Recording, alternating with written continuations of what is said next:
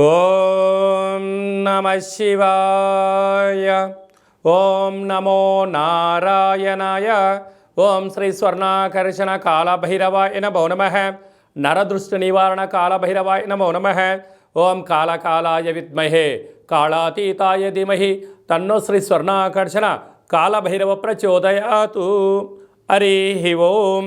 మా ఛానల్కి స్వాగతం. చూస్తున్న వీక్షకులకు ప్రేక్షకులకు ప్రియ కాళభైరవ భగవద్బంధుకి స్వాగతం పలుకుతూ మమ్మల్ని ఎంతగానో ఆదరిస్తూ ఉండబడినటువంటి ప్రియ సోదరీ మండలకు అందరికీ కూడా వసంత పంచమి మాఘ పంచమి సాక్షాత్ మహాసరస్వతీదేవి అమ్మవారి యొక్క ఆశీస్సులు అందరిపైన ఉండాలని, అందరినీ విద్యావేత్తలుగా, జ్ఞానవంతులుగా, గుణవంతులుగా, సంపన్నవంతులుగా అమ్మవారి యొక్క ఆశీస్సులు ప్రసాదించాలని కోరుకుందాం. మిథున రాశి వారు మాఘపంచమి సందర్భంగా ఎలాంటి పూజలు ఆచరించాలో ఈ వీడియోలో సవివరంగా సంపూర్ణంగా తెలుసుకుందాం. మిథున రాశిలో ఏ నక్షత్రాలు అక్షరాలు వస్తాయో తెలుసుకుందాం.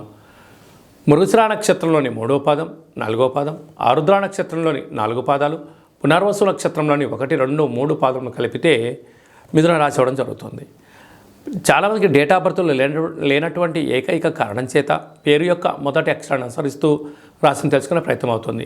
అవి ఏ అక్షరం ఒకసారి పరిశీలన చేద్దాం. వే, ఓ, కా, కి, కు, ఖం, అజ్ఞ, చ, కే, కో, హ అక్షరాల వారు మిథున రాశి జాతకులే.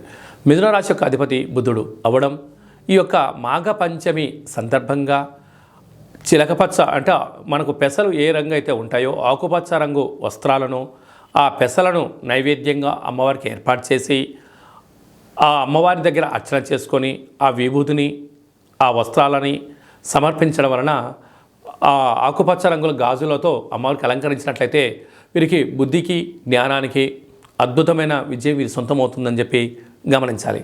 అర్ధాష్టమ కేతు కారణం వలన చిన్న చిన్న విషయాలకు ఆందోళన తగదు. దూరపు చూపు, లాంగ్ విజన్ జర్నీ లాంటి ప్రయాణం చేయగలిగితే అద్భుతమైన విజయం మీ సొంతం అవుతుంది. సప్తమ స్థానంలో కుజుడు, సప్తమ స్థానంలో శుక్ర సంచార స్థితి ఉండడం వలన కుజదోష ప్రభావం కారణం వలన మీ జన్మ నక్షత్రం రోజున మంగళ శనివారాల యందున ఆవేశానికి దూరంగా ఉండడం, మౌనంగా ఉండడం, దూరావాయు జల ప్రయాణాల్లో ఆటంకాలను రాకుండా చూసుకునే మానవ ప్రయత్నం చేయండి. అంతా మీకే శుభం కలుగుతుంది. అష్టమంలో రవి బుధ సంచార స్థితి, బుధాదిత్య రాజయోగం, ప్రభుత్వ అధికారులతో, ట్రాఫిక్ పోలీసు వాళ్ళతో, వ్యాపార రంగ సేవా రంగాల్లో, బ్యాంక్ సెక్టర్ వాళ్ళతో మౌనంగా ఉంటూ చిరునవ్వు నవ్వుతూ పెద్ద పెద్ద సమస్యలని నెట్టుకుపోయే మానవ ప్రయత్నం చేయండి. అద్భుతమైన విజయం మీ సొంతమవుతుంది. చిన్న చిన్న వస్తువులతో, ఆయుధాలతో కూడా జాగ్రత్తగా ఉండే ప్రయత్నం చేయండి.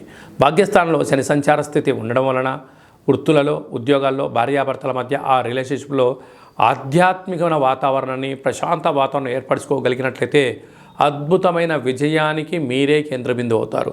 రాజ్యస్థానంలో రాహు వృత్తులలో, ఉద్యోగాల్లో, వ్యాపారంలో అనేక మంది మీ ఎదుగుదలను గమనిస్తున్నారు. అనేక మంది సహాయం మీరు పొందబోతున్నారు. లాభస్థానంలో గురువు అన్నింటా విజయం మీ సొంతం. స్వయం వృత్తులు, సేవారంగాలు, వ్యాపారాలు, అలాగనే ఆధ్యాత్మిక రంగంలో ఉండబడిన, మీడియా రంగంలో ఉండబడిన అందరికీ చాలా మంచి కాలం కనుక అమ్మవారి సేవ చేద్దాం. అద్భుతమైన బుద్ధి జ్ఞానాన్ని పొందుదాం.